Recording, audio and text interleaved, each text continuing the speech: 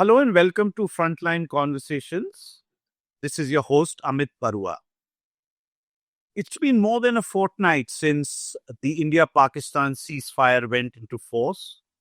And luckily for the people living on either side of the line of control and the international border, the ceasefire seems to be holding.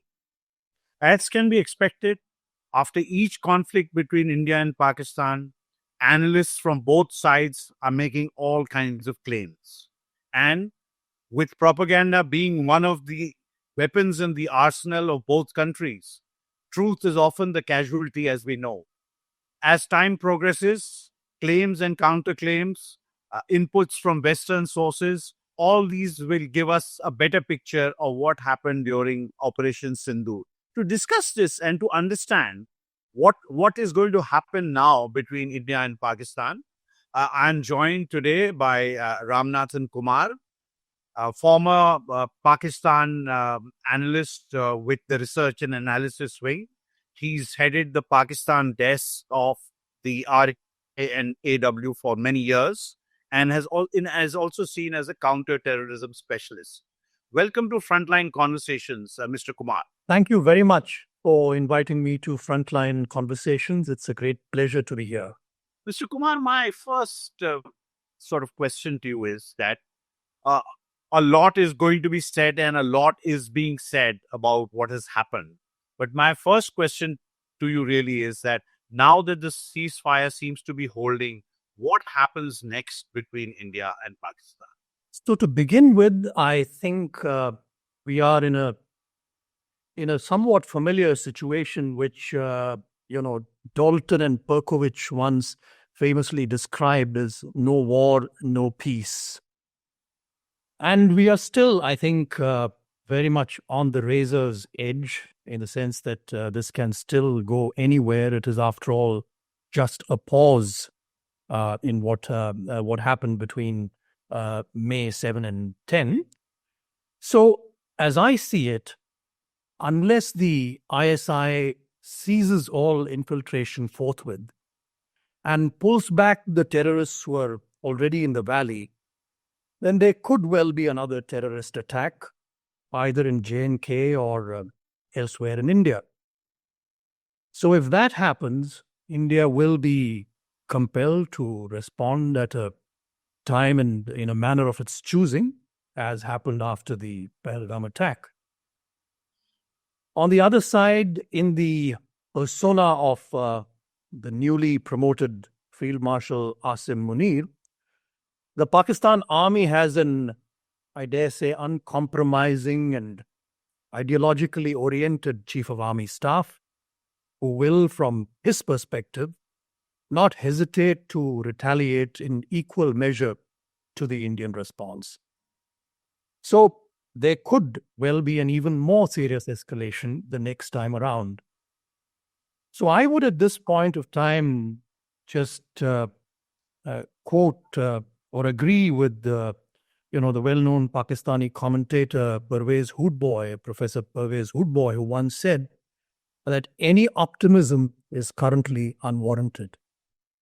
Well, on that note, Mr. Kumar, I'd just like your sense of how these military hostilities between 7th May and 10th May went. Can you give our viewers a sense of what happened, and can we sort of arrive at some truths between the claims and the counterclaims? Well, first and foremost, I think there is a great deal of disinformation in the public domain which has to be discounted. And now, I don't want to sort of repeat blow by blow all that has happened, because I dare say I'm sure you have a very discerning viewership, and most of them are aware of the broad contours. But I will just highlight some of the big points as I see it. Well, first and foremost, I think commercially available satellite imagery, which is a sort of a neutral umpire in these kind of situations, shows that we were successful in conducting precision strikes on several Pakistani military installations, including Bolari Air Base, Rahim Yar Khan, Sargodha, and Nur Khan Air Base. Whereas Pakistan doesn't seem to have inflicted any noticeable damage at the sites which it claims to have attacked. On the other hand, Government of India has not released any information in the public domain about the aircraft that Pakistan claims to have downed. Hence, it is not possible to make a meaningful assessment about this. Pakistan certainly believes that it downed some aircraft, which is what explains the upbeat mood in the country and possibly the conferment of the rank of Field Marshal on COAS Asim Munir. From the reports available in the international media to which you referred, it does appear that the combination of the J-10 fighter aircraft and the PL-15 missile supplied by China to Pakistan did have a significant impact on the outcome of the conflict, especially during the initial stage on May 6-7.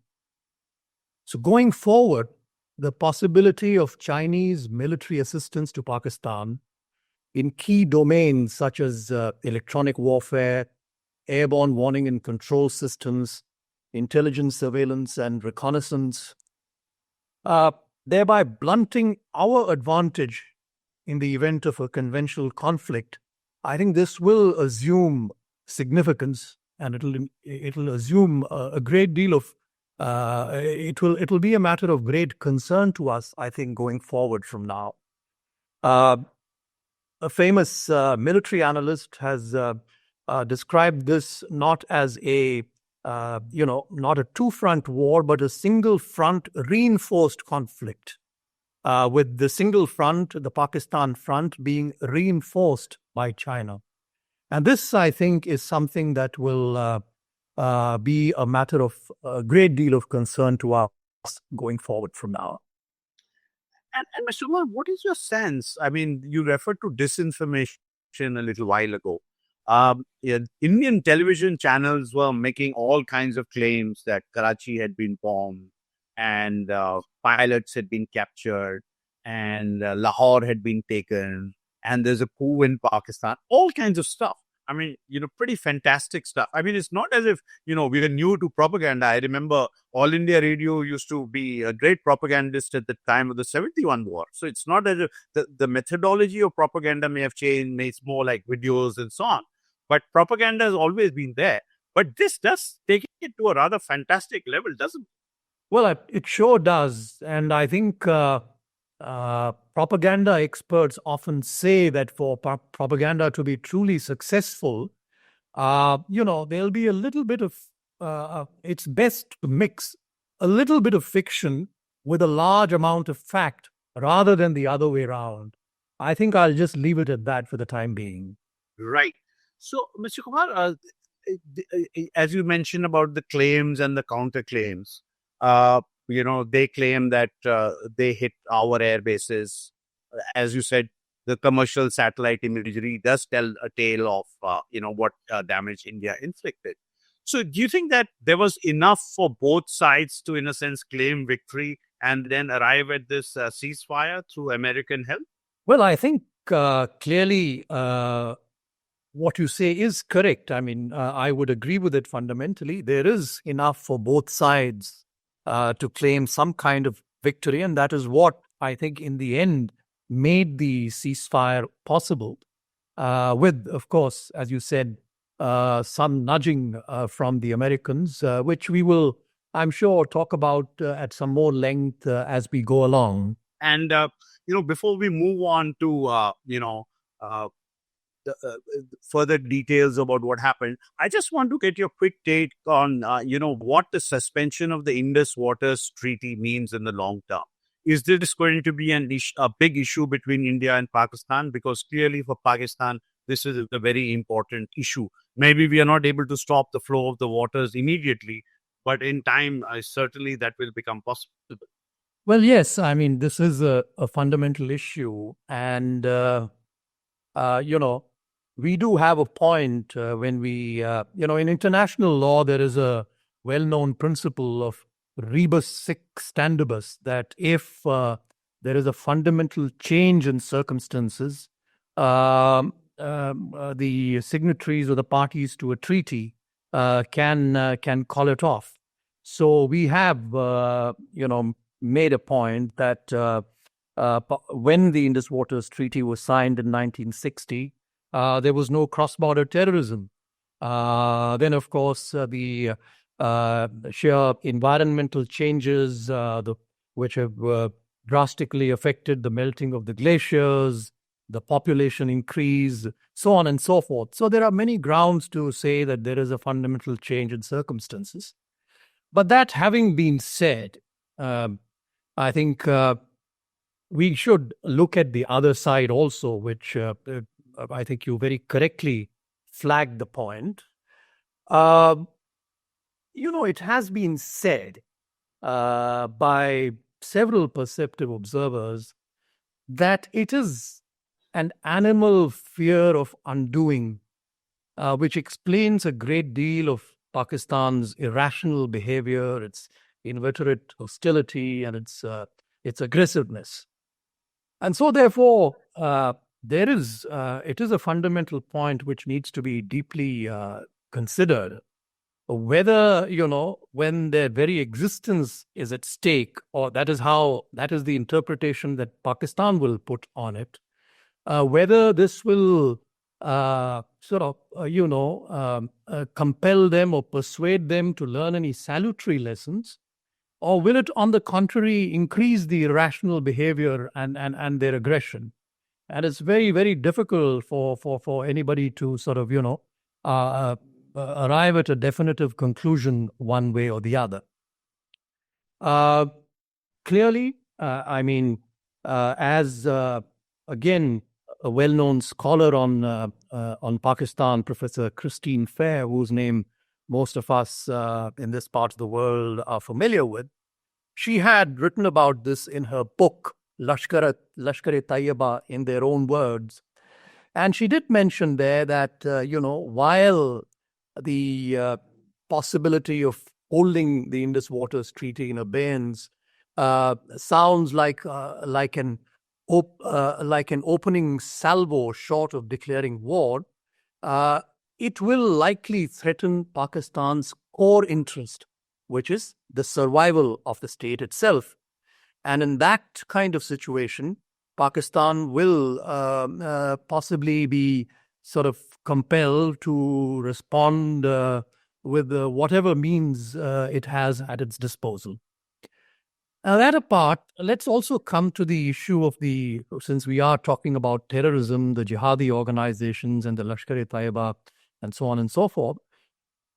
It is a fact, that people like Hafiz Mohammad Saeed and the Lashkar-e-Taiba leadership have mentioned this threat of stopping water several times in the past as a justification for what what they do, as a justification for jihad. And there was a famous tract which was published by the Lashkar-e-Taiba in 2004. Those who follow terrorism will be familiar with it. It was called "Hum Jihad Kyun Karte Hain." This was written by a person called Bin Muhammad. I don't know who exactly Bin Muhammad was, but the tract itself was very famous at one point of time. There were 8 main justifications which were given there for the LET's jihad against India. And I'll just refer to 2 of the points. One is fairly obvious, which is self-defense of Muslims. If they felt that the existence of Muslims was threatened anywhere, they had every right to conduct jihad. And the second was this business of, another country or state abrogating or walking out of treaties signed with Muslim countries.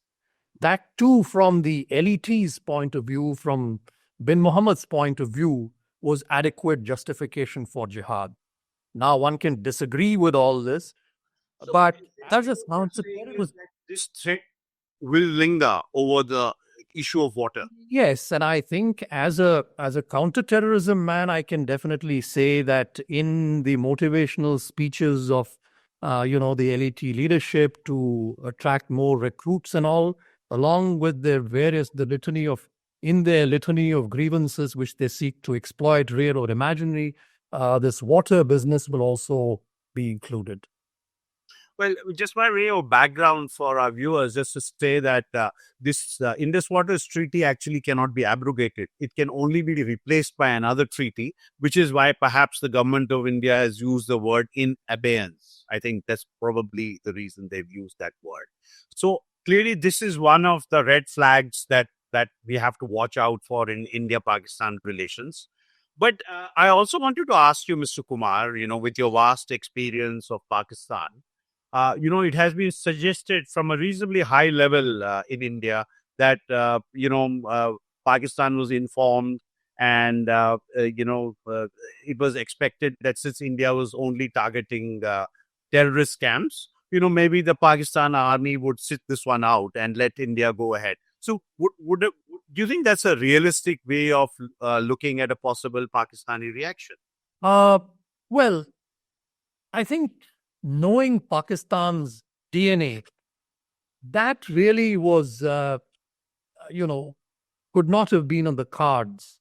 Remember, we are talking of a country, if we conduct, 5 nuclear tests, they will not rest content unless they've carried out 6, and so on and so forth. So that being the case, I think to expect that there would be no retaliation from Pakistan is, you use the word realistic or not being realistic. Yes, I would sort of tend to agree with you. You have to be prepared to expect a retaliation.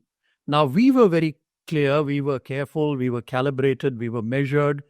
We said that we had struck, our strikes were non-escalatory in nature, and we had struck non-military targets. But again, knowing Pakistan, I think it could not have been expected that they would also confine their retaliation only to, civilian or non-military targets. And in any case, there are no equivalents of, sites like Muridke and Bahawalpur on our side. So therefore, it stood to reason from a Pakistani point of view that they would strike at whatever they could, including military strikes, military targets. And that, in turn, of course, would set in motion an escalatory chain of events, which is exactly what happened. On that point of escalation, Mr. Kumar, in Balakot in 2019, we hit one site. During Operation Sindoor, India struck in 9 places. And given that terrorist groups are still active and, the known posture now of the government of India, how do we expect the Modi government to respond to the next terrorist attack that might happen? Well, I can't speak on behalf of the government. That's rather obvious. But as a dispassionate observer, one can say that, the government will be under pressure from sheer public expectation. I mean, as you very rightly said at the beginning itself, we've seen a lot of jingoistic and immature posturing from both sides, who think that confrontation and conflict and mouthing a lot of slogans, these are a substitute for finely balanced statecraft. I mean, we've seen a lot of that from all sides, from both directions. These, I think, immature posturing, public posturing, media pressure, propaganda, call it what you will, I think that creates a lot of pressure on the government on both sides, it must be said in all fairness. And I'm not sort of concerned about what happens on the Pakistani side. That is their concern. But on our side, these kind of unrealistic expectations, they do tend to box the government in and narrow the government's options. That is not a very happy situation for any government to be in. So to put it, very simply, I would say that a certain degree of, if I may use the expression, expectation management. I think the government will have to think of doing that to manage the expectations and keep them real, so that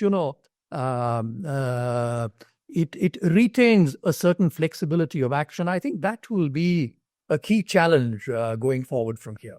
I think one sense here is that that Pakistan doesn't have the ability to retaliate and that it will roll over. I think that is one sense among jingoistic Indians, that the response from Pakistan will be not much to consider, and that seems to have been helped along by sections of the media and its reportage during Operation Sindoor.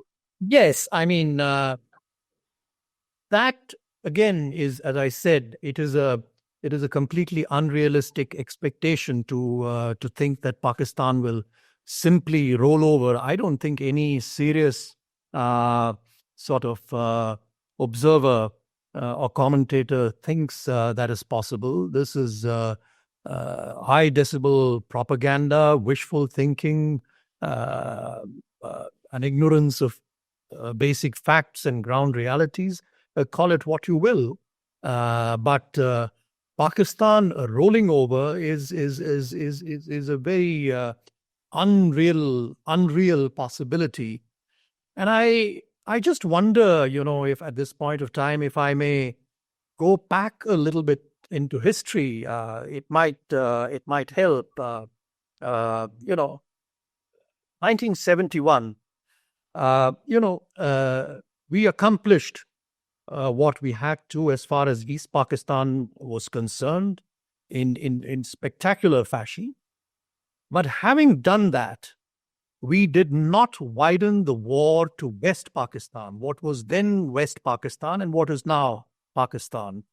Why was that? One reason, of course, was the Cold War context, the possibility of the superpowers getting involved or not wanting to get involved, etc., etc. But that apart, there is a very, very lucid passage in Mr. Jairam Ramesh's book, Intertwined Lives, P.N. Huxar and Indira Gandhi, where he quotes a note that was written by Mr. Huxar at that point of time. Mr. Huxar was, of course, the principal secretary to Prime Minister Indira Gandhi at that point, at that time. And Mr. Huxar very clearly says that, as has been cited in Mr. Jairam Ramesh's book, the real reason why we didn't go into West Pakistan at that point of time was that to roll over Pakistan, as you said, to finish the job, we would have to go into Pakistan as an occupying power and put boots on the ground. This would mean that we would have our garrisons, as he wrote, in Lahore, Hyderabad, Islamabad, Karachi, so on and so forth. And this would be an absolutely nightmarish proposition which nobody in their senses could even contemplate. So if that was the situation in 1971, well before, the nuclearization of Pakistan, etc., it is sort of, you can rule that out of hand ab initio. So these are completely, fantastic sort of scenarios which have no bearing whatsoever on reality. Mr. Kumar, you referred to nuclearization, and just for the benefit of our viewers, I'd just like to inform them that I used to write for the Hindu and Frontline from Islamabad at that time. And you very rightly put it that they had to do 6 tests to a 5. And one of the takeaways that I certainly have is that Pakistan's nuclear weapons are not for show. That Bhutto's famous comment about eating grass and developing a nuclear weapon. I mean, there is something very intrinsic. So, I'm a little skeptical about the limits of this sub-nuclear conflict. I just want to get your thoughts on it. That how much can India actually push the envelope on this? So, I am not really a strategist in that in that sense of the term. But yes, I do try and take some practical interest in the matter. And, at the end, all nuclear signaling and so on and so forth are a matter of bluff and counter bluff. And it's all in the mind. There are many mind games. At the core of it, I mean, even the very possession of nuclear weapons is a supreme act of blackmail because they are not meant to be used.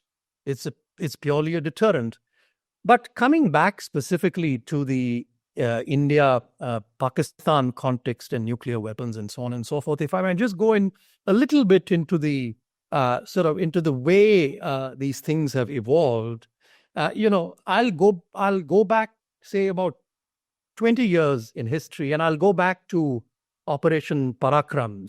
When we had the attack on the Indian Parliament, and we were we were in a dilemma on how to respond. And the then Vajpayee government, we amassed, our troops on the border in a threatening posture. Now, what we realized at the end of it all, of course, Operation Parakram, as you are well aware, and all your viewers would know, in the end, it all fizzled out. And one of the things that we sort of discovered was, because of the way our army is deployed, many of our formations were stationed inland. And so the mobilization took a lot of time for them to reach the border. So we thereafter developed what Pakistan calls, I think there is no such term officially in the Indian lexicon, cold start. Now, they said that we had now started shifting our forces closer to the Pakistan border so that the next time around there was a similar situation, our offensive formations would be able to move into Pakistan very quickly. What did Pakistan do to counter cold start, as they call it? They developed, or they claim to have developed, what are known as battlefield nuclear weapons or tactical nuclear weapons, small nuclear weapons. And there the threat is that if you move your offensive formations into our territory, into any depth, then if the existence of our state is threatened and we are under threat of physical dismemberment, we will not hesitate to use small tactical nuclear weapons, which will not cause a great deal of destruction, but they will have a limited impact, sub-kiloton yield or whatever. I'm not very familiar with the yield, but I'm sure everybody knows what tactical nuclear weapons or battlefield nuclear weapons are.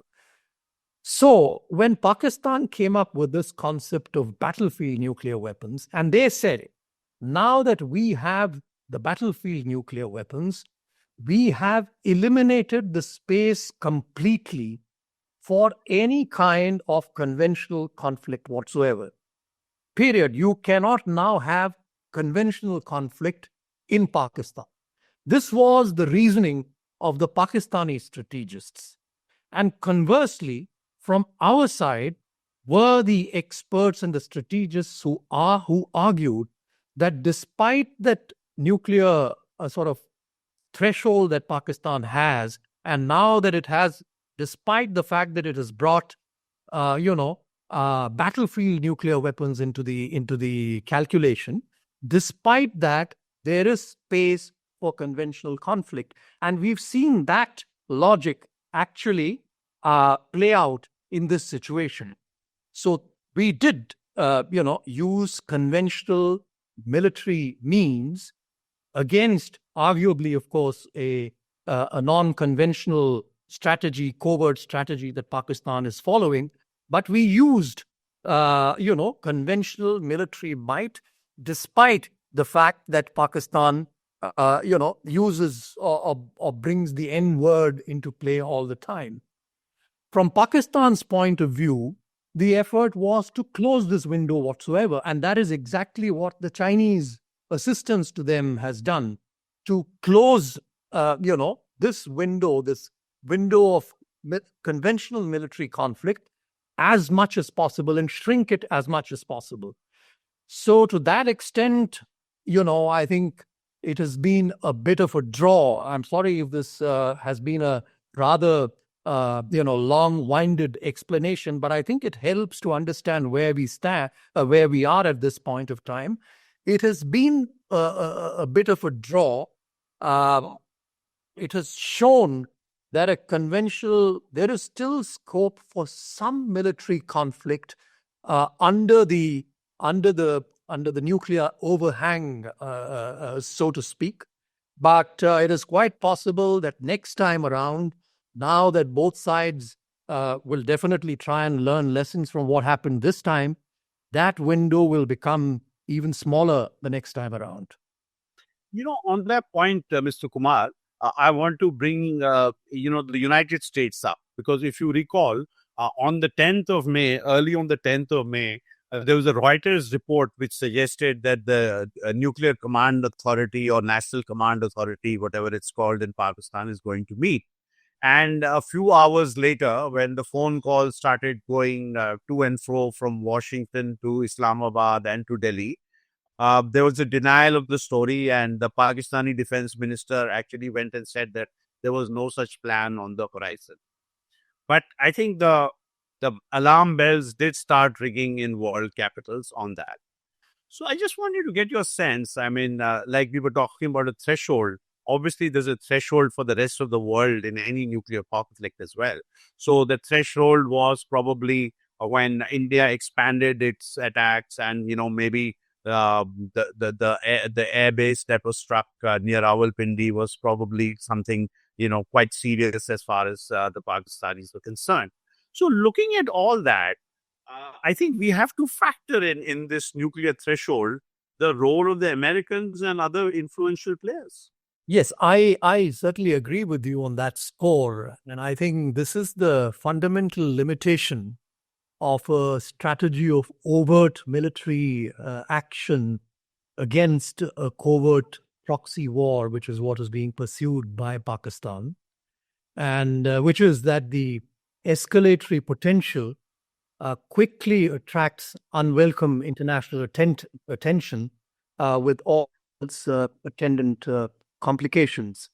We saw that in this case, 72 or 96 hours was all that it took before the rest of the world began to think, and the Americans in particular, that both sides were quickly sort of ascending the escalatory ladder. I think the experts say that there are 23 steps in the escalation ladder. I don't know by the Americans' calculations how many steps had been climbed, whether it was 1 or 2 or 7 or 8 or 5. I don't know. But clearly they felt that the rungs were being mounted rather quickly and rather alarmingly.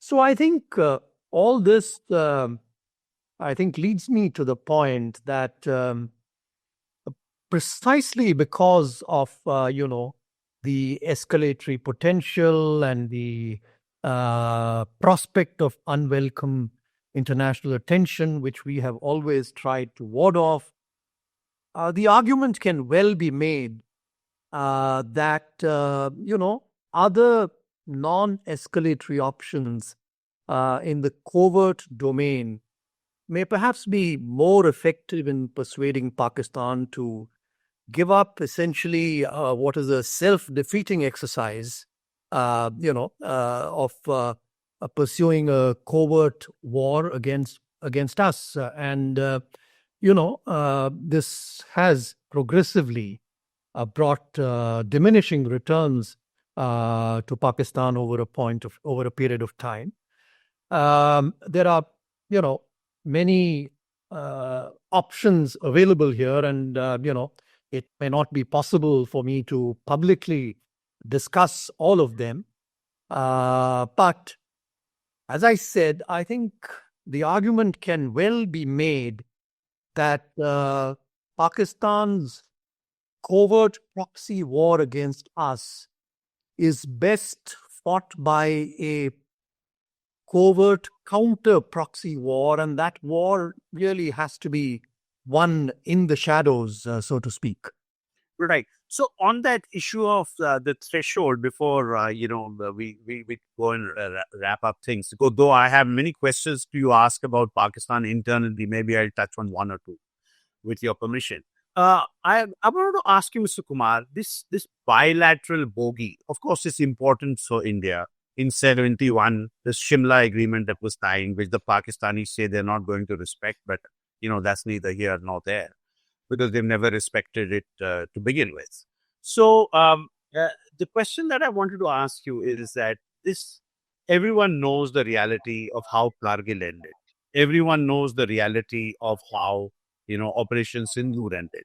So why should we not? Why should we keep pretending? We should, be open that there are influential players who can influence behavior, and we should factor that in any decision making that we, conduct. Well, I don't know what you think about Certainly, it has to be factored into any strategy that we pursue. I entirely agree with you. I don't think anybody can dispute that central point. I suppose the issue that decision makers sort of have to grapple with is you know, at what point of time, do other players come into the equation? How long can they be held off? Can they be held off as long as it takes for you to achieve a certain objective? I think that really is critical. I mean, one can argue from the point of view of the government, for instance, that if you can strike a decisive blow before the rest of the world comes in, and these are not new questions; these are questions that we have.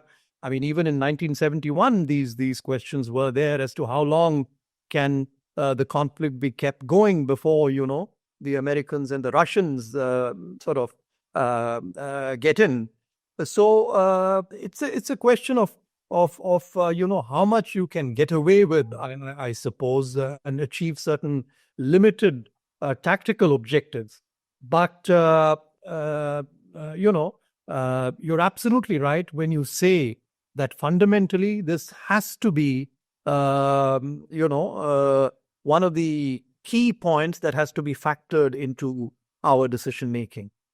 I'm entirely in agreement with you.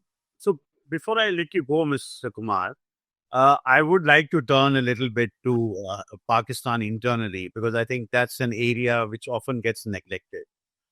It would appear to me that the promotion as Air Marshal is signaling to the people of Pakistan and to India that they've achieved a major success. That's how they are projecting their response to Operation Sindoor.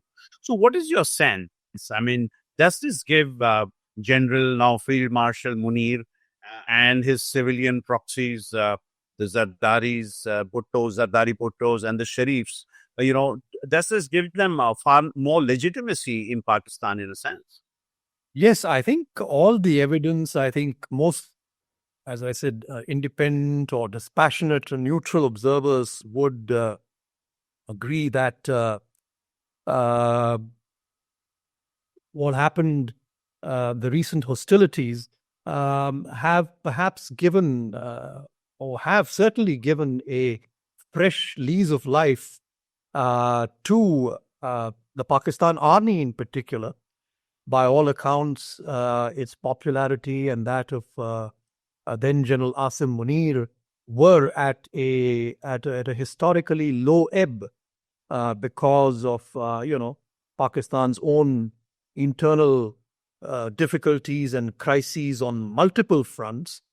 And for the time being, at least, a euphoria has been generated, rightly or wrongly, which sort of has put them on a new pedestal. It has all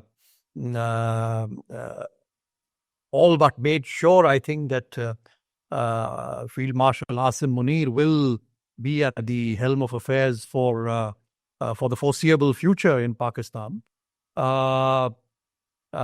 It perhaps, since you talked about the internal,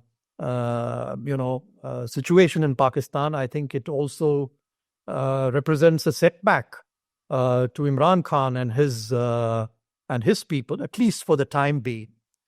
But I think from our perspective, I would say that one negative fallout of this is that it brings the military and the civilian leadership closer together, despite a completely lopsided relationship. Of course, we all know where that stands.